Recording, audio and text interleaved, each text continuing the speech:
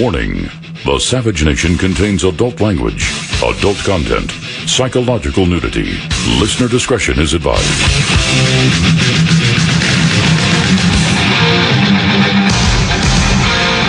And now, America's most exciting radio talk show, The Savage Nation, home of unprotected talk, borders, language, culture.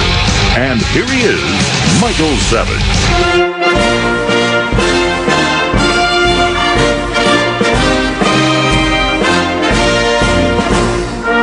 ISIL does not represent Islam.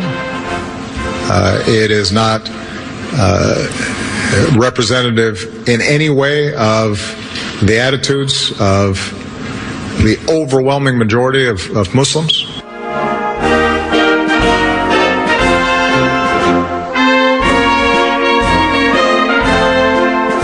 There is a dance of death in the West and actual death in the Middle East, courtesy of the Islamo-fascists. Meanwhile, the Caesar in the White House entertains himself with 1,000 sycophants, partying on behind closed doors as if the Islamo-fascist hand will not touch him. He thinks he's protected from this new plague, the Black Death of radical Islam. We are facing something the West hasn't had to deal with since the wars of religion in the 16th and 17th centuries. When those religious wars ended in one place, they began in another. They lasted for over 100 years. The same thing is happening right now. The radical Muslims are on the warpath, and they are against everyone else.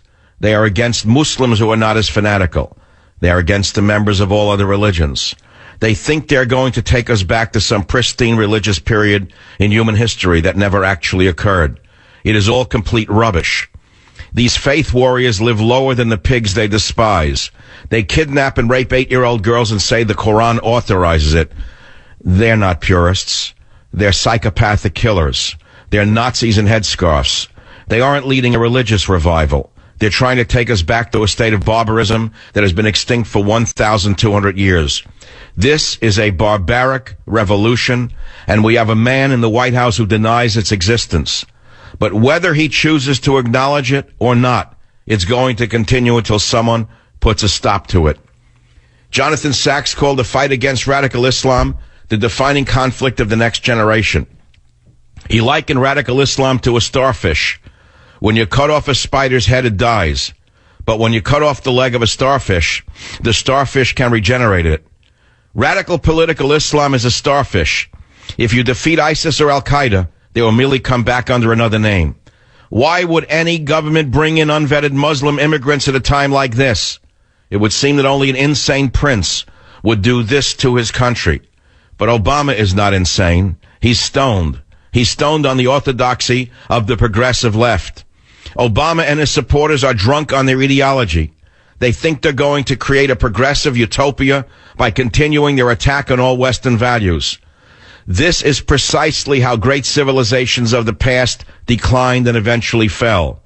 They rejected the values that made them great and degenerated into narcissism and selfishness. They kept on partying until they were too weak to defend themselves. And then the unthinkable happened. They fell. Those are the opening words from my prophetic book, Government Zero. No truer words have been spoken yet on this insane president, this insane Hillary, this insane Sanders, this insane liberalism that is going to kill us all. I would say welcome to the Savage Nation, but there's nothing to welcome. We are in the Third World War. Who said that? Who said over the weekend, this is the beginning of World War III? None other than the progressive socialist Pope. And what's intriguing to me is that the vermin in the American media, the very same liberals who embraced this progressive Pope for his crackpot ideology on so many things, including climate change, did not even quote the Pope when he said this is the beginning of World War III. Even the pacifist Pope, the crackpot progressive Pope, recognizes that this is a war on Christianity, more specifically a war on Western Christianity. This is the Savage Nation. In case you don't know what it is, this is Michael Savage speaking to you in the world from one of the sickest places in the universe, San Francisco, a city that is so corrupt that it creates a new definition for the word corruption, a city that is so degenerate that it redefines the word degeneracy, and yet we sit here partying on. Many decades ago, there was an epidemic in America called AIDS. And when the epidemic occurred, there were gay people in the community themselves, in the gay community, which was ground zero for the AIDS epidemic, who said, we've got to understand that we are the epicenter of this epidemic. One of them died from AIDS. His name was Randy Schultz. And he wrote a book called And the Band Played On. He himself tried to criticize the insanity of his own group. And they roundly excommunicated him from their own group for telling them the truth. I stand here before you on this microphone, in front of this microphone, trying to ring the bell of sanity in a world of insanity. We have leaders who are so spineless or insane or drugged that they're not leaders, they're going to kill all of us. As I stand here, I watched your president speak today in Turkey, and even though I am perhaps one of his harshest critics, I saw a man speak today who was not only clueless, but clearly deranged. He was so deranged that even the liberal, progressive reporters in the audience sat with their mouths agape as they listened to the rubbish coming out of the thin man's mouth. The empty suit was never more empty. The fallacy of Obama as a leader was never more clear, even to those reporters who are given to liberal progressive values, if you want to call them values. They stood there shocked by what he was not saying, and more so shocked by what he was saying. And so that begins the program.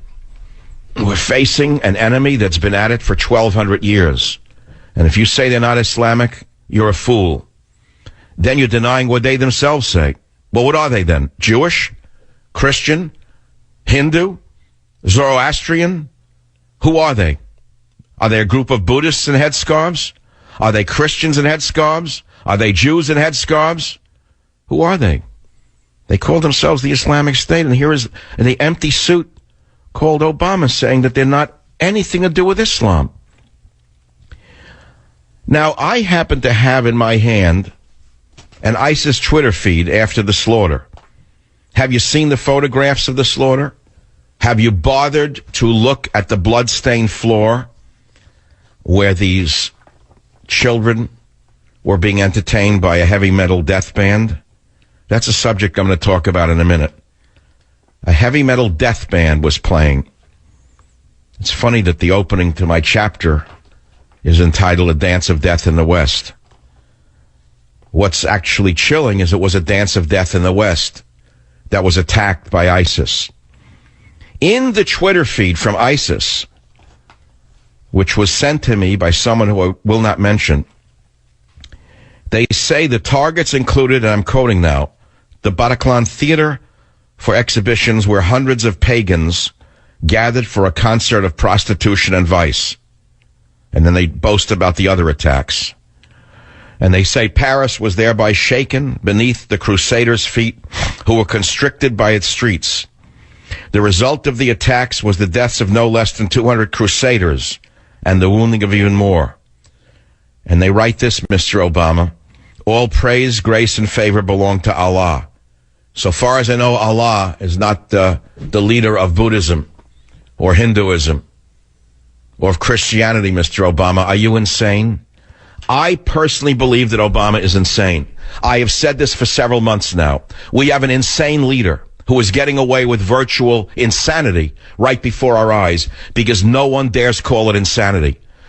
Don't confuse his insanity with liberalism, because even liberals know what must be done. Even liberal girl reporters know what must be done. I believe that Obama is a psychopath or he is on medication. In either case, he is putting the world at danger.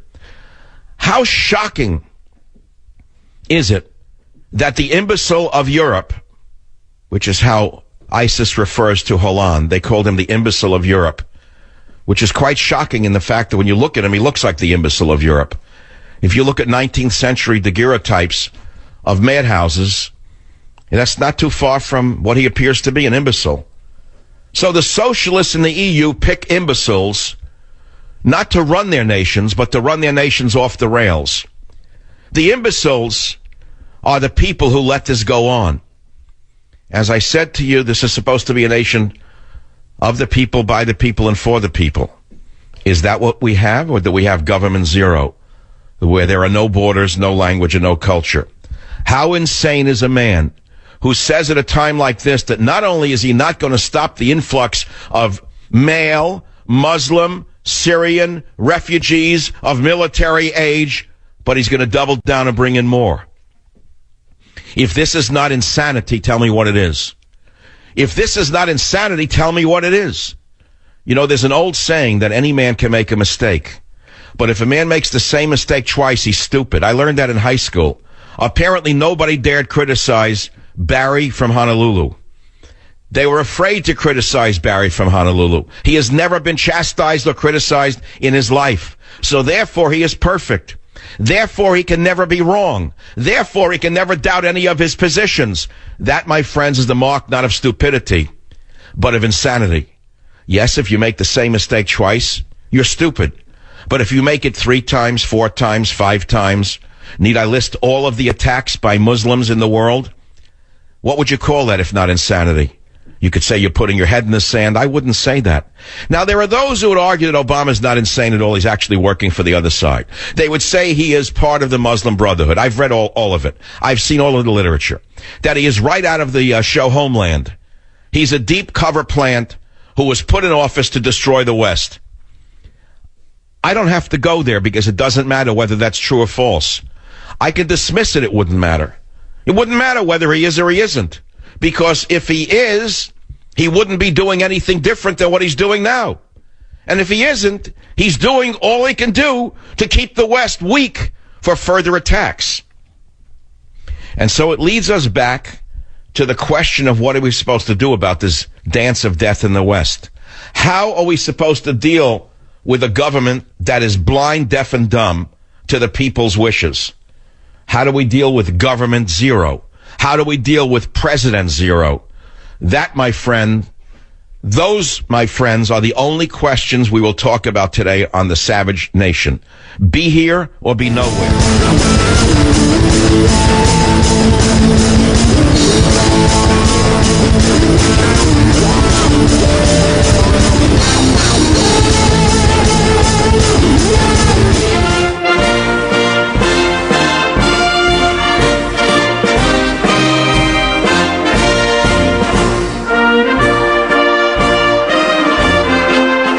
The overwhelming majority of victims of terrorism over the last several years, and certainly the overwhelming majority of victims of ISIL, are themselves Muslims.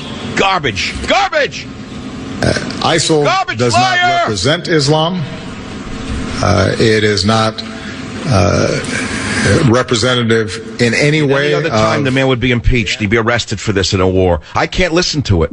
The man is a liar. He's an apologist. It would be like listening to a president, let's say after Japan attacked Pearl Harbor and sank our ships and killed 3,000 men, that a president would get up after a thing like that and say, the majority of Japanese love America. The majority of Japanese are not warlike. The majority of Japanese love America. The majority of Japanese did not want the attack on Pearl Harbor. And the only way to win this war against Japan is to what? Eat sushi? To learn how to use chopsticks? So, since the president is an ignoramus, surrounded by idiots, let me read you a statement from ISIS itself, and you decide, you idiot, liberal, moron, progressives, suicidal maniacs. You decide for yourself whether they're Islamic or not. Here is a statement from ISIS on their own Twitter feed that came out on November 14th from them. By the way, the attack occurred on Friday the 13th, which I'll tell you the significance of in a few minutes. If you think it was by chance, then you also know nothing about history. You're as ignorant as I think you are. You're as empty as your genes. You are just empty heads who think you're smart because you went to college.